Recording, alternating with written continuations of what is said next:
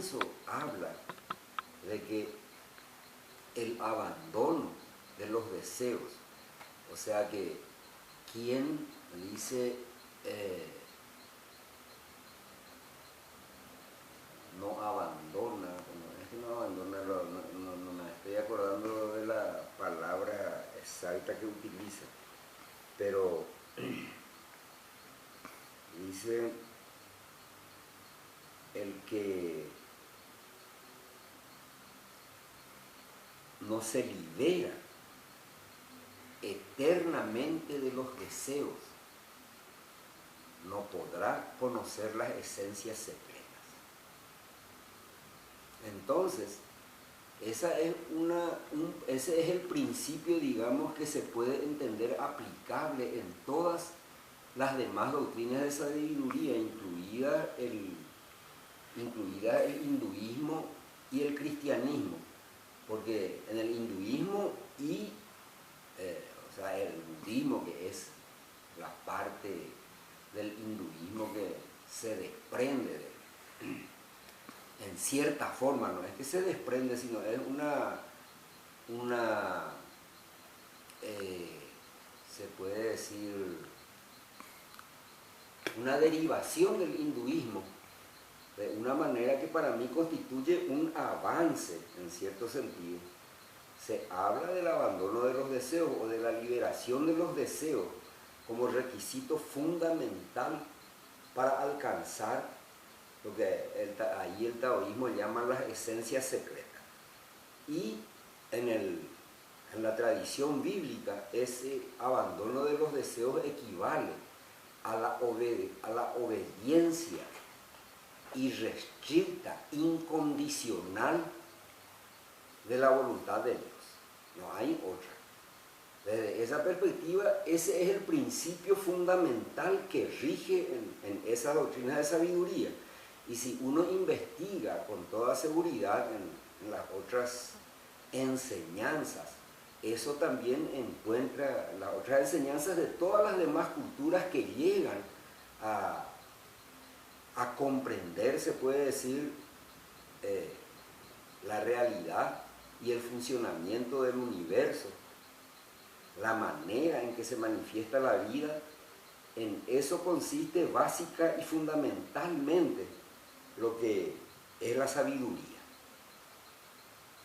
Entonces, no difieren, hay que decir que no difieren, porque uno mira quizás en la parte de las otras enseñanzas o los principios que se van incorporando de acuerdo a las culturas de los pueblos.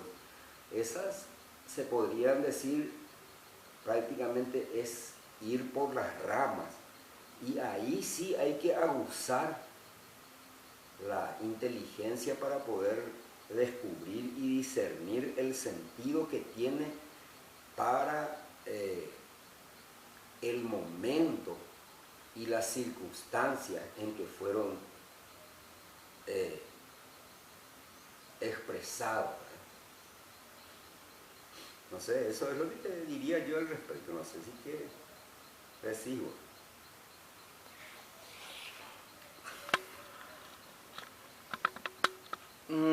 Y yo creo que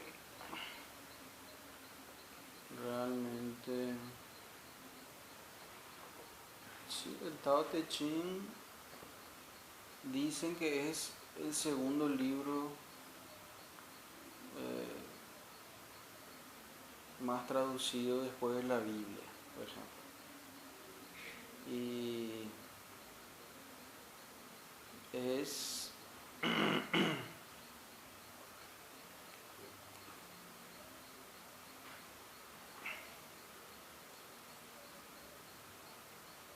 en algún momento dado te dije también, hablando de los errores, fue de que Lao Tzu quizás se equivocó también al demasiado referirse al tema político o de grupos de gente, por ejemplo. Pero es parte de su mensaje y de la cultura china también, de que nosotros,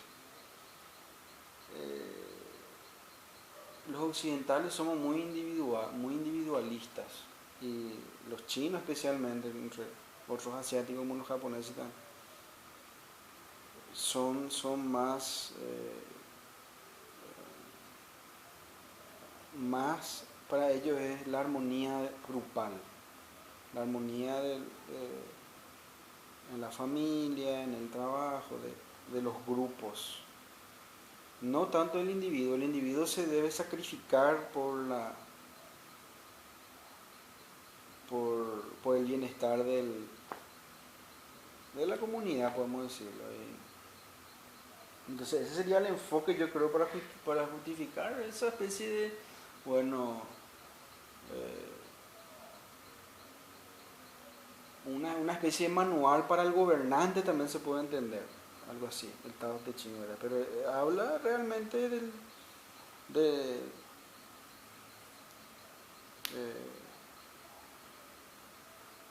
por eso te digo de que, o sea, lo que estábamos diciendo recién era de que de entre las escrituras el Tao Te Ching parece ser el más balanceado en lo que respecta a ser, a que no tiene algunas de las tonterías, si querés usar esa palabra, ¿verdad?, que las otras escrituras tienen, ¿verdad?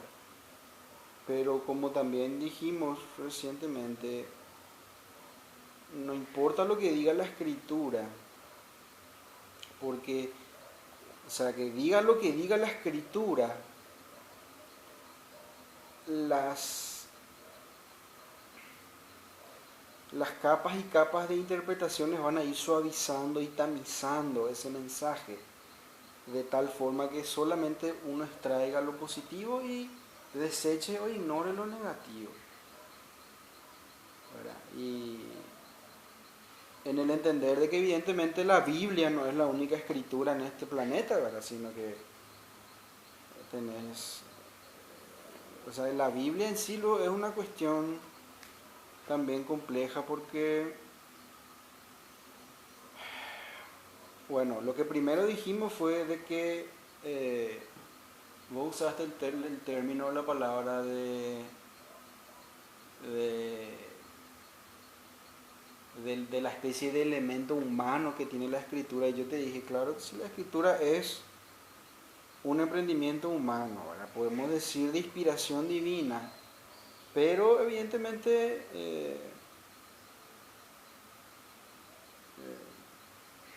es un emprendimiento de seres humanos que van preservando su tradición, ¿verdad?, con prueba y error, y también la especie de, de decisión comunitaria, si es que vale el término, ¿verdad?, de preservar esto y desechar lo otro, ¿verdad?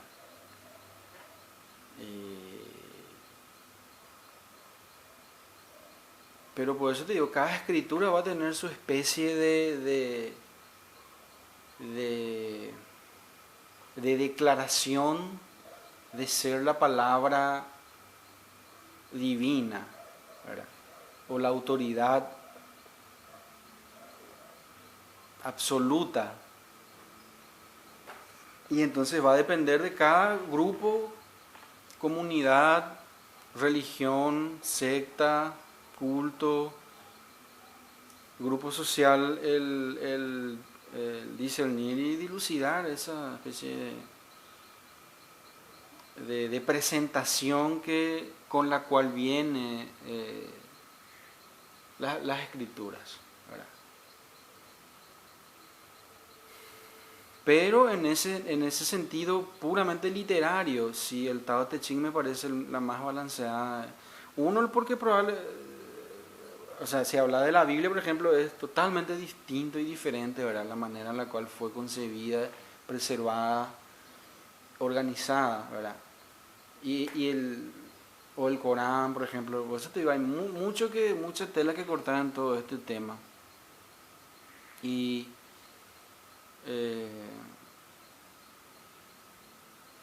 pero como te digo, estoy muy contento por eso, ¿verdad? O sea, que porque el Tao tiene una manera, vamos a decirle, más suave de ver lo que sería el valle de lágrimas, ¿verdad? El sufrimiento del mundo y todo eso, ¿verdad? Porque considera como una especie, como digo, ¿verdad? Como una especie de desequilibrio de un elemento particular de la armonía o del grupo, ¿verdad? Como el cuerpo, por ejemplo. O sea, que la enfermedad viene porque un órgano del cuerpo está sensible o fallando o fuera de su... o no funcionando en la capacidad normal. Y por eso es como es una especie de bálsamo muy fresco para lo que sería, si entramos en la Biblia, por ejemplo, como te digo, para mí luego la manera en la cual, bueno, vos tenés el Viejo Testamento y el Nuevo Testamento, lo cual, como te digo, no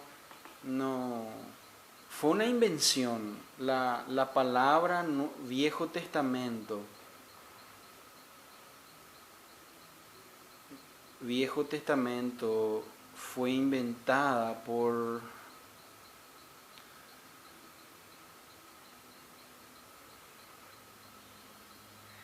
creo que fue Marción mismo. No fue Marción.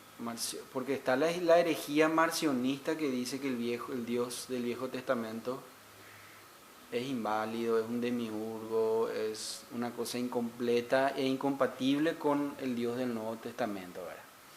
Pero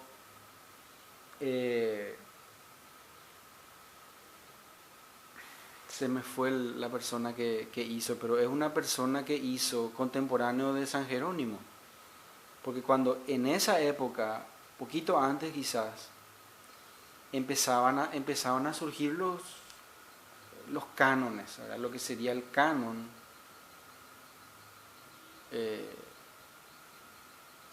Canon en realidad solamente significa una vara que mide, ¿verdad? La vara que mide, pero que en realidad es la versión oficial de las escrituras. Entonces había varias escrituras circulando en aquella época y alguna gente, algunos líderes, ¿verdad? Agarraron y juntaron este grupo de libros y dijeron, este es el canon. Y entonces, para que veas nomás la diferencia, el canon católico del Viejo Testamento tiene como 40 y tantos libros, 42 X, ¿verdad? Pero la Tanakh, que es la Biblia hebrea realmente, ¿verdad? Tiene como 24 nomás. ¿Entendés? ¿Y de dónde salieron todos esos otros libros? ¿Entendés? Es una tradición posterior que fue inventada y creada y mantenida y organizada por otra gente, ¿verdad? Que tenía la idea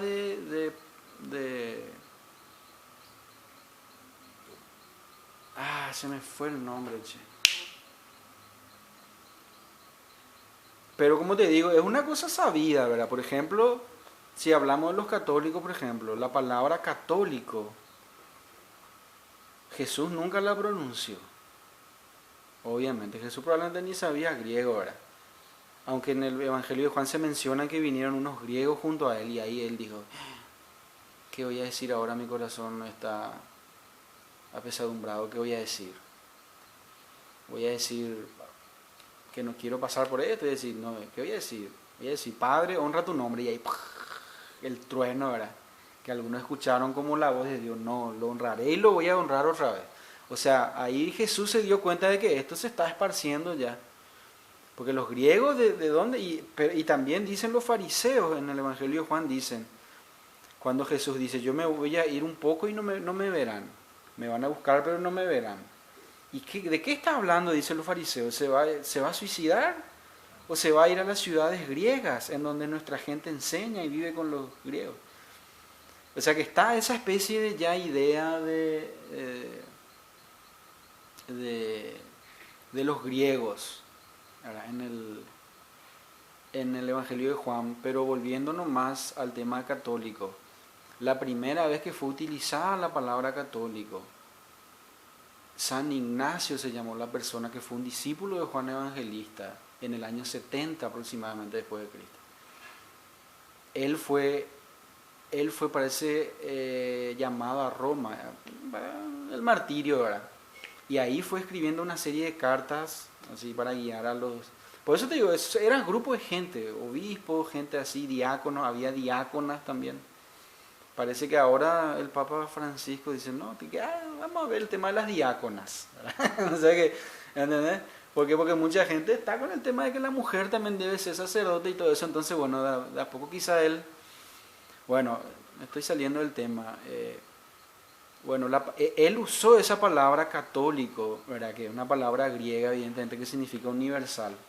Y Jesús nunca usó eso, ¿verdad? San Ignacio, discípulo de Juan Evangelista, años 70. Sí. ¿No te suena? Algo para mí completamente inaudible, te voy a decir. ¿Por qué inaudible? El Evangelio de Juan se conoció después del año 100 más o menos recién. Se entiende que pudo haber sido escrito entre el año 90 en adelante. Y de Juan no se tiene noticias. Pero es la tradición, papá. Vos me estás hablando de evidencia histórica, yo te estoy diciendo de la tradición. Estoy hablando meramente de evidencia histórica. Es posible que esa tradición es la que vos estás mencionando, pero un San Ignacio en ese tiempo me suena un poquitito contra toda tradición, porque ni siquiera se podría entender que Roma pudiera estar ahí. No entiendo, bueno, pues tendrías que explicarme un poco ese sentido de la tradición y de dónde viene, porque en realidad es la primera vez que escucho, pero de todos modos es ese punto nomás lo que discípulo San Ignacio, Juan Evangelista. Ignacio, el primer santo de nombre Ignacio que yo recuerdo es San Ignacio de Loyola. No, eso es mucho después. En el año 1500 y poco. Mucho después. Bueno, pero de todos modos esa era una cosa que me llamó nomás la atención. Seguí nomás, vamos a... Acá tenemos, es interesante que menciones eso, ¿verdad? Porque esto es justamente lo que la gente de fe no puede encarar. Y es bueno que no pueda encarar, porque en parte destruye la fe, el saber históricamente qué pasó, todas esas cosas, uno perturba en la mente innecesariamente para la persona con una mentalidad sencilla, ¿verdad? Pero acá vos diste una cuestión muy interesante, porque vos tenés la evidencia histórica, arqueológica, podemos decirle documental, todas la manera científica de encarar, ¿verdad? Lo cual confirma o destruye, ¿verdad? Acá está el tema de la falsación popperiana, ¿verdad? O confirma o desecha la tradición de la que yo empecé a hablar ahora, ¿verdad? Que es una cuestión que se preserva en parte por toda la... no sé si... se preserva, como te digo, en parte por la repetición, yo diría. Eso es lo primordial, ¿verdad? Pero básicamente es un grupo de gente que se junta y que se cuentan las historias de generación en generación, ¿verdad?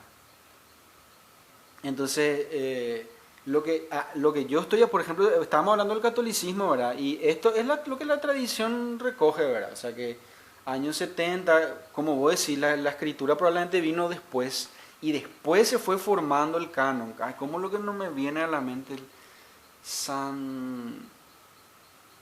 no sé si es un santo también, porque ahí tenés, por ejemplo, el caso de Orígenes, de los padres de la iglesia. Orígenes, por ejemplo, ¿por qué él no es padre de la iglesia? Porque creía en la reencarnación, creía en la salvación universal, creía en una serie de cosas las cuales fueron desechadas posteriormente. Entonces no es considerado padre o santo. Esto es una cuestión política también en parte, porque si vemos históricamente el obispo, ¿por qué el obispo de Roma es papa? En realidad no es el único papa, hay otro papa en Alejandría también. Pero ellos ascienden, ellos hacen,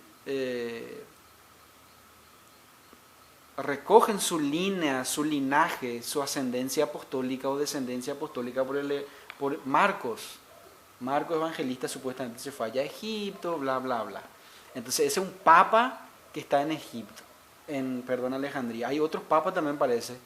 Bueno, pero eso es lo que te digo, porque esta manera de encarar es una manera muy erudita, que la gente de fe no le va a interesar, si es que no encuentra directamente ofensiva, ¿verdad? Y se resiste, lo cual es totalmente normal, vamos a decirlo así, es de esperar, ¿verdad? Entonces, lo mismo por ejemplo de que Pedro fue el primer papa, eso por ejemplo es una cosa que depende de quién lo dice, uno ya se calla nomás, o si no, evidentemente uno puede hablar como vos decís, bueno, el Evangelio, ponerle de Juan, tal año, después del año 100 o lo que sea. Pero por eso es lo que te digo, volvemos al tema de la cuestión histórica, la ciencia, o sea, la historia y el método científico aplicado al análisis de estos documentos e historias, ¿verdad? Y después la tradición que en realidad agarra nomás la historia y es válida, plenamente válida estas tradiciones, ¿verdad? Y entonces, mismo la transustanciación, Jesús tampoco jamás pronunció la palabra transustanciación, no tiene sentido pues. Probablemente tampoco Jesús es una cuestión de filosofía griega, filosofía aristotélica que te dice, bueno, la sustancia del accidente, ¿verdad? Se convierte en el cuerpo. Jesús nunca dijo nada de eso. ¿Quién inventó eso? Y entonces la tradición agarra gente como Santo Tomás, ¿verdad? O San Agustín, ellos estudian la filosofía y agarran, por eso que te digo, Aristóteles fue del año 300 antes de Cristo, ¿verdad? Entonces ellos estudian su filosofía, bueno, vamos a mezclar cosas de la filosofía griega para aplicar a nuestra religión y ahí esto es lo que quiso decir Jesús. Pero es un salto muy grande que uno como filósofo puede ver eso y ver, bueno, esto fue lo que hicieron, ¿verdad? Pero el producto terminado, que es la religión, vamos a decirle la teología de la religión, no... Bueno, van a estudiar, obviamente, yo creo, ¿verdad? Los sacerdotes, quien estudie esto seriamente va a saber, pero la gente no puede saber. Porque uno, como te digo, no tiene ni el tiempo ni el interés, ¿verdad? Y dos, va a probablemente encontrar ofensivo también, ¿verdad? Y entonces,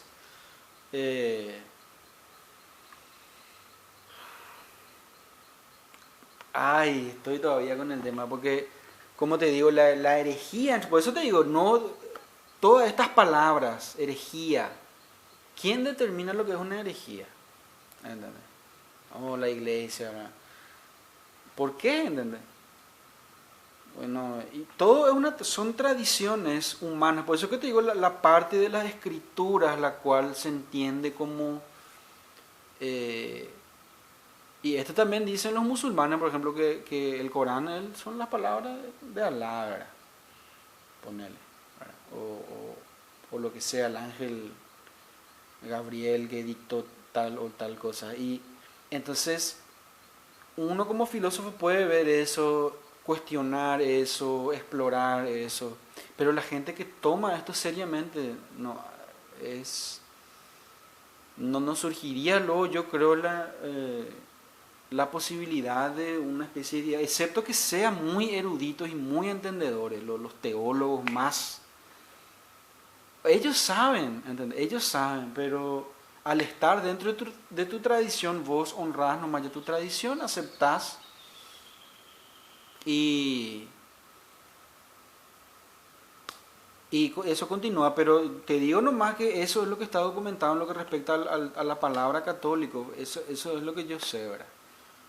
Y porque se preservó en una carta aparentemente. Y ahí él escribió, tenemos que ser católicos, ¿verdad? O sea, que tenemos que ser universales, porque Cristo es universal. Él habló también de la cristología, como le llaman esta gente, ¿verdad?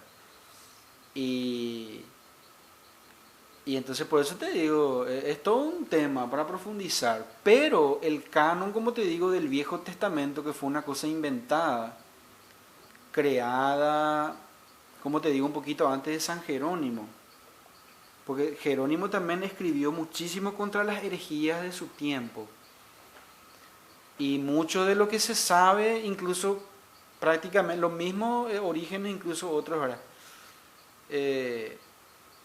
Por eso es lo que te digo, ¿por qué San Jerónimo y Orígenes? ¿Por qué? Porque una persona en algún momento tuvo creencias que no fueron las creencias finalmente acordadas y aceptadas, entonces se le desecha nomás, por más de que hizo un gran aporte también. San Jerónimo obviamente hizo una obra inmensa, ¿verdad? Al hacer la Vulgata, ¿verdad? Pero él también, como te digo, pues, eso fue lo que pasó con el obispo de Roma, entre comillas, papa, ¿verdad? Sea el papa de Roma o el papa de Alejandría. Era un título que se le quedó aplicando al obispo de Roma, pero como te digo, si vamos por la parte histórica, ¿verdad? El obispo de Roma, uno llenó el vacío que el imperio romano creó, ¿verdad? O sea, fueron los únicos que defendieron justamente la tradición cultural de los romanos, ¿verdad? Eso uno. Dos, tuvo la suerte, entre comillas, de ser un obispo que tradicionalmente siempre apoyó la ortodoxia. Nunca cayó en una herejía. Sin embargo, los otros obispos, esto se llama la pentarquía. El obispo de Roma, obispo de Alejandría, obispo de Antioquía, obispo de Jerusalén y obispo de Constantinopla. Es la pentarquía, que son los jerarcas más importantes de la historia primitiva del cristianismo ahora. Entonces los otros obispos cayeron en una que otra herejía en algún momento dado. Pero el obispo de Roma, o sea, el puesto o el título del obispo de Roma tuvo la suerte, entre comillas, de nunca ser un hereje. Entonces, y también a medida que se iba destruyendo el imperio en Occidente, y la gente no tenía a quién acudir, ¿verdad? Justamente ese sistema de liderazgo, del obispado y de la jerarquía religiosa terminó reemplazando la jerarquía política, ¿verdad? O sea, que fue una especie de gobierno de facto que ellos tenían al haber ese vacío de poder que los romanos dejaron, ¿verdad? Y entonces, para mí, yo por ejemplo soy, como te digo, para mí no tiene mucho que ver también soy quizás una especie de marcionista en ese sentido, porque, como te digo, el canon que inventaron del Viejo Testamento, por eso te digo que fue chistoso también, porque cuando surgían algunas herejías, que podemos llamarle cultos locales incluso también, ¿verdad? Incluso el nestorianismo en algún momento dado llegó a la China y todo. Hay una estatua